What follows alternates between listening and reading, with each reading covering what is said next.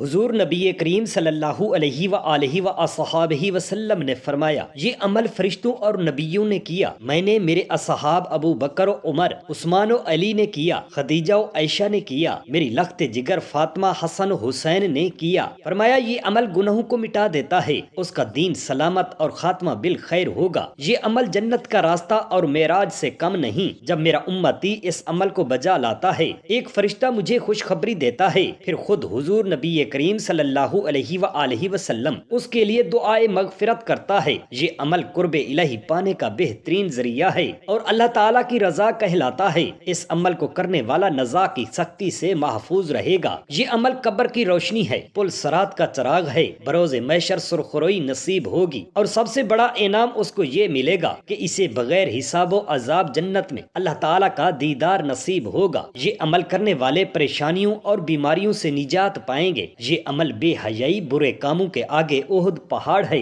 بزرگی اور ولایت کا ذریعہ ہے۔ یہ عمل خوف خدا پیدا کرتا ہے، اس کو سرکار اعظم صلی اللہ علیہ وآلہ وسلم کی شفاعت نصیب ہوگی، ایمان کے ساتھ دنیا سے رخصت ہوگا۔ یہ عمل مفلسی، محتاجی، تنگ دستی سے بچاتا ہے اور روحانیت کو پانے کا اول راستہ ہے۔ اس عمل سے دل کو سکون و قرار نصیب ہوتا ہے اور مال و رزق میں بے پناہ اضافہ اور برکت ہوتی ہے۔ وہ عمل یہ ہے۔ بسم اللہ الرحمن الرحیم۔ السلام علیکم ورحمۃ اللہ۔ محترم ناظرین، طبرانی شریف کی ایک روایت ہے کہ حضور اقدس صلی اللہ علیہ وآلہ وسلم کی خدمت میں ایک شخص نے حاضر ہو کر عرض کی کہ مجھے ایسا عمل بتائیے جسے کر کے میں جنت میں جاؤں۔ آپ صلی اللہ علیہ وآلہ وسلم نے فرمایا، اللہ تعالیٰ کے ساتھ شرک نہ کر، اگرچہ تجھے عذاب دیا جائے اور زندہ جلا دیا جائے، والدین کا فرما بردار بن، اگرچہ وہ تجھے تیرے مال و اسباب سے بے دخل کر دیں، اور جان بوجھ کر نماز نہ چھوڑ، کیونکہ جس نے جان بوجھ کر نماز چھوڑ دی وہ اللہ تعالیٰ کے ذمہ سے نکل گیا۔ حدیث شریف میں ہے کہ امام طبرانی حضرت انس بن مالک رضی اللہ تعالیٰ عنہ سے روایت کرتے ہیں کہ رسول اللہ صلی اللہ علیہ وآلہ وسلم نے فرمایا، جس شخص نے اپنے وقت میں نماز پڑھی اور اس کے لیے مکمل وضو کیا اور نماز کے قیام، خشوع، رکوع اور سجود کو پوری طرح ادا کیا، تو وہ یہ سمجھے ان کے گناہ معاف ہو گئے ہیں۔ اور جو شخص نمازوں میں سستی کرتا ہے، اللہ تعالیٰ اسے 15 مصائب میں مبتلا کرتا ہے۔ 5 مصائب و عذاب دنیا میں ملتے ہیں، اور 3 موت کے وقت، 3 قبر میں، اور 3 حشر والے دن۔ فرمایا، اے میری امت کے لوگوں، اگر ان مصائب و عذاب کو جان لیتے تو کبھی سر سجدے سے نہ اٹھاتے۔ دنیاوی مصائب یہ ہیں کہ اس کی عمر سے برکت چھین لی جاتی ہے، اس کے چہرے سے صالحین کی نشانی مٹ جاتی ہے، اس کے کسی بھی عمل کا اللہ تعالیٰ اجر نہیں دیتا، اس کی دعا آسمانوں کی طرف بلند نہیں ہوتی، نیکیوں کی دعاؤں میں اس کا کوئی حصہ نہیں ہوتا۔ موت کے وقت جو مصائب درپیش ہوں گے وہ یہ ہیں، وہ ذلیل ہو کر مرے گا، بھوکا اور پیاسا مرے گا، اگر اسے دنیا کے تمام سمندر کے پانی پلا دیے جائیں تو بھی اس کی پیاس نہیں بجھے گی۔ قبر کے مصائب و عذاب یہ ہیں کہ قبر اس پر تنگ ہو جائے گی، یہاں تک کہ اس کی پسلیاں ایک دوسرے میں پیوست ہو جائیں گی۔ اس کی قبر میں آگ بھڑکائی جائے گی جس کے انگاروں پر وہ رات دن لوٹتا رہے گا۔ اس کی قبر میں ایک اژدہا مقرر کر دیا جائے گا جس کا نام شجاع یعنی گنجا ہوگا، اس کی آنکھیں آگ کی ہوں گی اور اس کے ناخن لوہے کے ہوں گے، جن کی لمبائی ایک دن کے سفر کے برابر ہوگی۔ وہ کڑک دار بجلی جیسی آواز میں میت سے ہم کلام ہوگا اور کہے گا، میں گنجا اژدہا ہوں، میرے رب نے حکم دیا ہے کہ میں تجھے نمازوں کو ضائع کرنے کے بدلے صبح سے شام تک ڈستا رہوں، صبح کی نماز کے لیے سورج نکلنے تک، نماز ظہر کے ضائع کرنے پر تجھے ظہر سے عصر تک، عصر کی نماز کے لیے مغرب تک، مغرب کی نماز کے ضائع کرنے پر عشاء اور نماز عشاء کے ضائع کرنے کی وجہ سے تجھے صبح شام تک ڈستا رہوں گا، اور جب وہ اسے ڈسے گا وہ 70 ہاتھ زمین میں دھنس جائے گا، اور قیامت تک اسی طرح اس کو عذاب ہوتا رہے گا۔ اور جو مصائب اسے قبر سے نکلتے ہوئے حشر کے میدان میں جھیلنے ہوں گے وہ یہ ہیں، سخت حساب ہوگا، رب تعالیٰ کی ناراضگی اور جہنم میں داخلہ ہوگا۔ حدیث شریف میں ہے کہ امام بخاری، امام مسلم اور امام نسائی حضرت ابو ایوب انصاری رضی اللہ تعالیٰ عنہ سے روایت کرتے ہیں کہ ایک شخص نے نبی پاک صلی اللہ علیہ وآلہ وسلم کے پاس آ کر عرض کیا، مجھے کوئی ایسا عمل بتائیے جو مجھے جنت کے قریب اور دوزخ دور کر دے۔ آپ صلی اللہ علیہ وآلہ وسلم نے فرمایا، اللہ کی عبادت کرو اور اس کے ساتھ شریک نہ کرو، نماز قائم کرو اور زکوٰۃ ادا کرو، اور رشتہ داروں سے نیک سلوک کرو۔ جب وہ شخص چلا گیا تو آپ صلی اللہ علیہ وآلہ وسلم نے فرمایا، اگر اس شخص نے اس پر عمل کیا تو جنت میں داخل ہو جائے گا۔ حدیث شریف میں ہے کہ امام ابو یعلا حضرت انس بن مالک رضی اللہ تعالیٰ عنہ سے روایت کرتے ہیں کہ رسول رسول اللہ صلی اللہ علیہ وآلہ وسلم نے فرمایا اللہ تعالیٰ نے دین کی جس چیز کو سب سے پہلے لوگوں پر فرض کیا وہ نماز ہے، اور جو چیز سب سے آخر میں باقی رہے گی وہ بھی نماز ہے، اور سب سے پہلے جس چیز کا حساب لیا جائے گا وہ بھی نماز ہے۔ اللہ تعالیٰ فرمائے گا میرے بندوں کی نماز کو دیکھو، اگر وہ مکمل ہوں تو مکمل لکھ دی جائیں گی، اور اگر وہ ناقص ہوں تو اللہ تعالیٰ فرمائے گا دیکھو اس کے نوافل ہیں، اگر اس کے نوافل ہوں گے تو فرائض کی کمی نوافل سے پوری کر دی جائے گی۔ پھر فرمائے گا دیکھو اس کی زکوٰۃ پوری ہے، اگر زکوٰۃ پوری ہو تو پوری لکھ دی جائے گی، اور اگر ناقص ہو تو اللہ تعالیٰ فرمائے گا دیکھو اس نے کوئی صدقہ کیا ہے، اگر اس نے صدقہ کیا ہوگا تو اس صدقہ سے اس کی زکوٰۃ پوری کر دی جائے گی۔ حدیث شریف میں ہے کہ امام طبرانی نے حضرت انس رضی اللہ تعالی عنہ سے روایت کیا ہے کہ نبی کریم صلی اللہ علیہ وآلہ وسلم نے فرمایا قیامت کے دن جس چیز کا سب سے پہلے بندے سے حساب لیا جائے گا وہ نماز ہے، اگر نماز درست ہو تو باقی عمل بھی درست ہوں گے، اور اگر نماز فاسد ہو تو باقی عمل بھی فاسد ہوں گے۔ حدیث شریف میں ہے کہ امام طبرانی حضرت عبداللہ بن عمر رضی اللہ تعالی عنہما سے روایت کرتے ہیں کہ رسول اللہ صلی اللہ علیہ وآلہ وسلم نے فرمایا جو شخص امانت دار نہ ہو اس کا کوئی ایمان نہیں، جس کا وضو نہ ہو اس کی کوئی نماز نہیں، اور جس کی نماز نہ ہو اس کا کوئی دین نہیں۔ دین میں نماز ایسی ہے جیسے جسم میں سر۔ حدیث شریف میں ہے کہ امام بزار حضرت ابو ہریرہ رضی اللہ تعالی عنہ سے روایت کرتے ہیں کہ رسول اللہ صلی اللہ علیہ وآلہ وسلم نے فرمایا جس کی نماز نہ ہو اس کا اسلام میں کوئی حصہ نہیں۔ حدیث شریف میں ہے کہ امام طبرانی حضرت عائشہ صدیقہ رضی اللہ تعالی عنہا سے روایت کرتے ہیں کہ رسول اللہ صلی اللہ علیہ وآلہ وسلم نے فرمایا قیامت کے دن جو شخص 5 نمازیں لے کر آیا جن کے وضو، ان کے اوقات اور ان کے رکوع اور سجود کی اس نے حفاظت کی ہوئی ہو، اس شخص کے ساتھ اللہ کا عہد ہے کہ وہ اس کو عذاب نہیں دے گا، اور جس نے ان میں سے کسی چیز میں کمی کی اس کے ساتھ اللہ کا کوئی عہد نہیں ہے، اگر اللہ تعالیٰ چاہے تو اس پر رحم فرمائے اور چاہے تو اس کو عذاب دے۔ حدیث شریف میں ہے کہ امام طبرانی حضرت انس رضی اللہ تعالی عنہ سے روایت کرتے ہیں کہ نبی کریم صلی اللہ علیہ وآلہ وسلم نے فرمایا جس نے 3 چیزوں کی حفاظت کی وہ یقیناً اللہ پاک کا ولی ہے، اور جس نے ان کو ضائع کیا وہ یقیناً اللہ پاک کا دشمن ہے،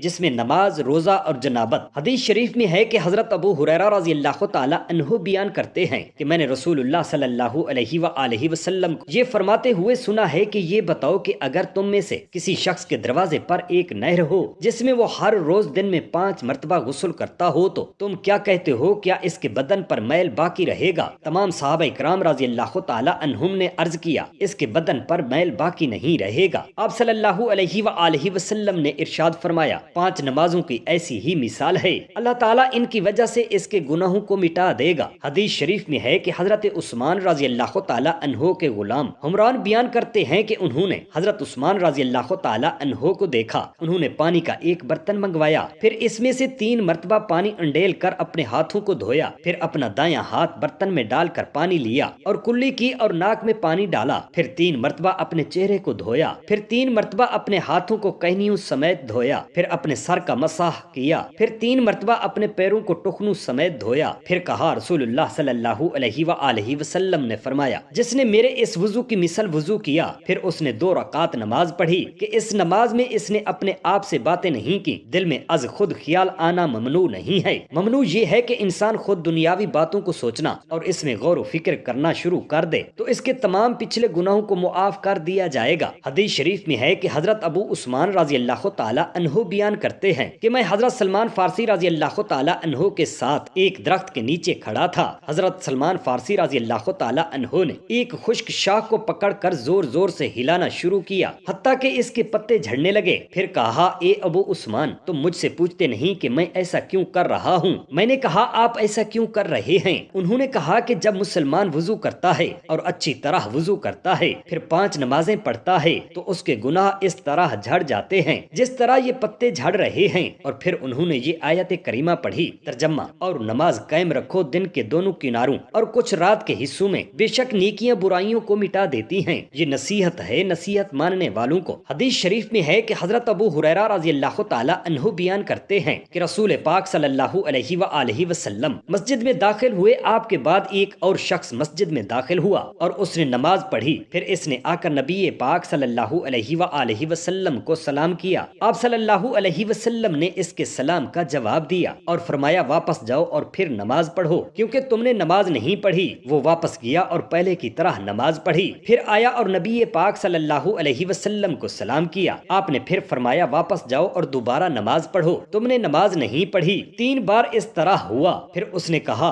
اس ذات کی قسم جس نے آپ کو حق کے ساتھ بھیجا ہے، میں اس سے زیادہ اچھی نماز نہیں پڑھ سکتا، آپ مجھے تعلیم دیجیے۔ آپ صلی اللہ علیہ وآلہ وسلم نے فرمایا جب تم نماز پڑھنے کے لیے کھڑے ہو تو اللہ اکبر کہو، پھر تم جتنا قرآن پاک آسانی کے ساتھ پڑھ سکتے ہو اتنا ہی قرآن پاک پڑھو، پھر رکوع کرو حتیٰ کہ اطمینان سے رکوع کرو، پھر رکوع سے اٹھ کر کھڑے ہو حتیٰ کہ سیدھے کھڑے ہو جاؤ، پھر سجدہ کرو حتیٰ کہ اطمینان سے سجدہ کرو، پھر سجدہ سے سر اٹھا کر بیٹھو حتیٰ کہ اطمینان سے بیٹھ جاؤ، اور اپنی تمام نمازیں اس طرح پڑھو۔ حدیث شریف میں ہے کہ حضرت ابن عباس رضی اللہ تعالی عنہ سے روایت ہے کہ سرور کائنات صلی اللہ علیہ وآلہ وسلم فرماتے ہیں کہ میں نے اپنے رب کو حسین صورت میں دیکھا، میرے رب نے مجھے فرمایا اے محمد صلی اللہ علیہ وآلہ وسلم، میں نے عرض کی اے میرے رب میں حاضر ہوں۔ فرمایا کیا آپ جانتے ہیں کہ ملائکہ مقربین کس بارے میں جھگڑا کر رہے ہیں؟ میں نے عرض کیا میں نہیں جانتا، تو اس نے اپنا دست قدرت میرے دونوں کندھوں کے درمیان رکھا حتیٰ کہ اس کی ٹھنڈک میں نے اپنے سینے کے درمیان یا فرمایا اپنے سینے میں محسوس کی، اس سے میں نے زمین و آسمان کی ہر چیز جان لی، یا فرمایا جو کچھ مشرق و مغرب کے درمیان ہے سب جان لیا۔ اللہ تعالیٰ نے فرمایا اے محمد صلی اللہ علیہ وآلہ وسلم، کیا آپ جانتے ہیں کہ ملا اعلیٰ کے ملائکہ کس بارے میں جھگڑتے ہیں؟ میں نے عرض کیا ہاں یا رب،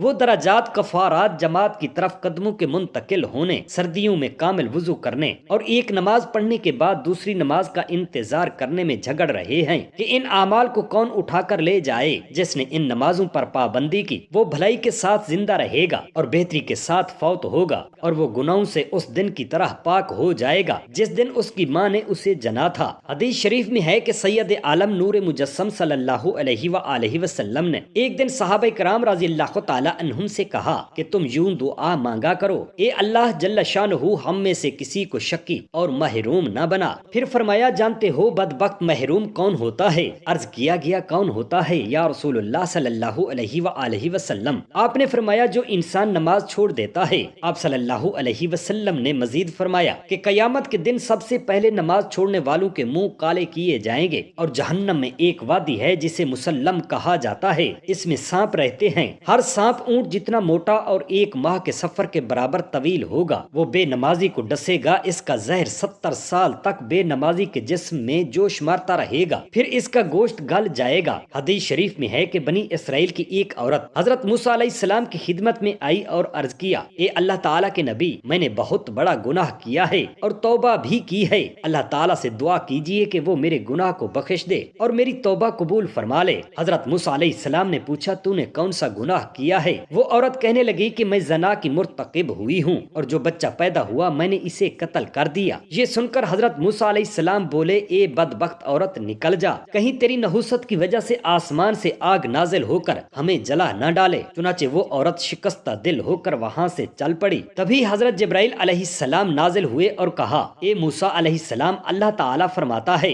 کہ تو نے گناہ سے توبہ کرنے والی کو کیوں واپس کر دیا ہے؟ کیا تو نے اس سے بھی زیادہ برا آدمی نہیں پایا؟ حضرت موسیٰ علیہ السلام نے پوچھا اے جبرائیل، اس عورت سے زیادہ برا کون ہو سکتا ہے؟ حضرت جبرائیل علیہ السلام بولے کہ اس سے برا وہ ہے جو جان بوجھ کر نماز چھوڑ دے۔ اللہ اکبر۔ حدیث شریف میں ایک روایت ہے کہ نمازوں کو ضائع کرنے والا قیامت میں اس حالت میں آئے گا کہ اس کے چہرے پر 3 سطریں لکھی ہوں گی۔ پہلی سطر یہ ہوگی اے اللہ کے حقوق ضائع کرنے والے، دوسری سطر یہ ہوگی اے اللہ کی ناراضگی کے لیے مخصوص، اور تیسری سطر اس طرح ہوگی کہ جیسے تو نے اللہ کے حقوق دنیا میں ضائع کیے ہیں ایسے ہی تو آج اللہ تعالیٰ کی رحمت سے نا امید ہوگا۔ جب قیامت کا دن ہوگا تو قبروں سے ایک ایسی جماعت اٹھے گی جن کے چہرے چمکدار ستارے کی طرح ہوں گے۔ فرشتے ان سے کہیں گے کہ تمہارے اعمال کیا تھے؟ وہ جواب دیں گے کہ جب ہم اذان سنتے تھے تو وضو کے لیے کھڑے ہو جایا کرتے تھے اور کسی اور کام میں مشغول نہیں ہوتے تھے۔ پھر ایک ایسی جماعت آئے گی جن کے چہرے چاند کی طرح روشن ہوں گے، وہ فرشتوں کے سوال کے بعد کہیں گے کہ ہم وقت سے پہلے وضو کیا کرتے تھے۔ پھر ایک ایسی جماعت آئے گی جن کے چہرے سورج کی طرح درخشندہ ہوں گے اور وہ کہیں گے کہ ہم اذان مسجد میں سنا کرتے تھے،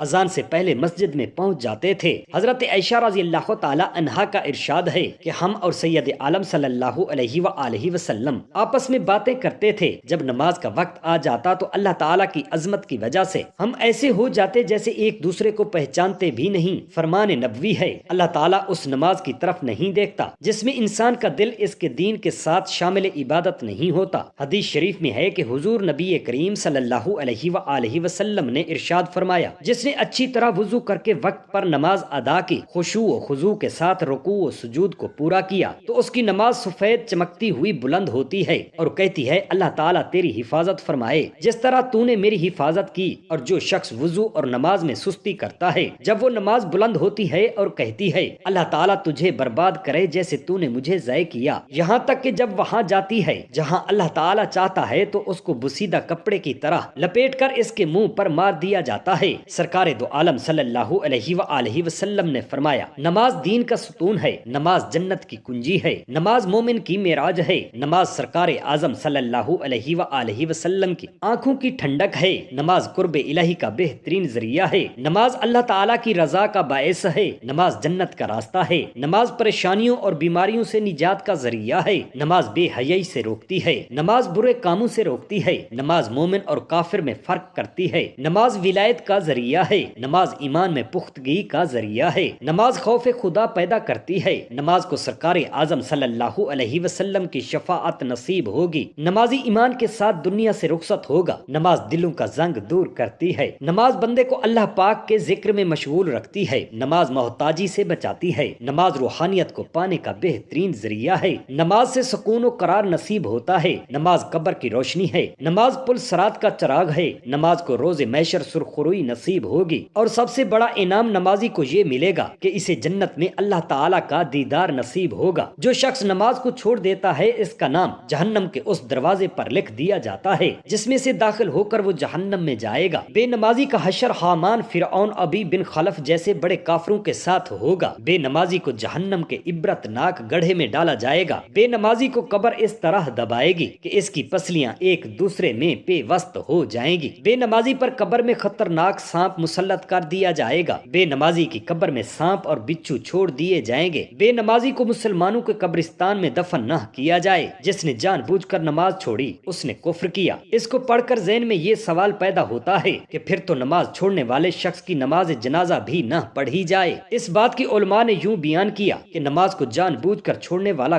کفر کے قریب پہنچ جاتا ہے، یعنی کافر نہیں ہوتا، لہٰذا اس صورت میں اس کی نماز جنازہ پڑھی جائے گی۔ اور نماز کو چھوڑنا اللہ تعالیٰ اور اس کے رسول کریم صلی اللہ علیہ وآلہ وسلم کی ناراضگی کا باعث ہے۔ جس نے نماز کو چھوڑا اس نے دین کے ستون کو ڈھانے میں مدد کی ہے۔ بے نمازی دنیا و آخرت میں ذلیل و خوار ہوگا۔ بے نمازی کو کسی عمل کا ثواب نہیں دیا جاتا، نمازی کی کوئی دعا قبول نہیں کی جاتی۔ بے نمازی جب مرے گا تو ذلیل و خوار ہو کر مرے گا۔ بے نمازی سے خنزیر بھی پناہ مانگتا ہے۔ بے نمازی جب مرے گا تو اسے ایسی پیاس لگے گی کہ اگر اس کو پوری دنیا کا پانی پلا دیا جائے تو بھی اس کی پیاس نہیں بجھے گی۔ مطلب یہ کہ بے نمازی پیاسا ہو کر مرے گا۔ بے نمازی پر نحوست طاری ہوتی ہے۔ بے نمازی کی روزی سے برکت اٹھا لی جاتی ہے۔ بے نمازی کی عمر سے برکت ختم ہو جاتی ہے۔ بے نمازی کے چہرے سے نور ختم کر دیا جاتا ہے۔ بے نمازی کی زندگی سے سکون و قرار ختم ہو جاتا ہے۔ بے نمازی کی نیند سے راحت ختم کر دی جاتی ہے۔ بے نمازی تنگ دستی اور پریشانی کا شکار رہتا ہے۔ بے نمازی کی نزا میں سختی پیدا کر دی جاتی ہے۔ بے نمازی کی قبر تنگ کر دی جاتی ہے۔ بے نمازی روز محشر ذلیل و خوار ہوگا۔ نماز کسی صورت میں بھی معاف نہیں ہے۔ بندہ آنکھوں سے اندھا ہے، کانوں سے بہرا ہے، منہ سے گنگا ہے، ہاتھ پاؤں سے معذور ہے،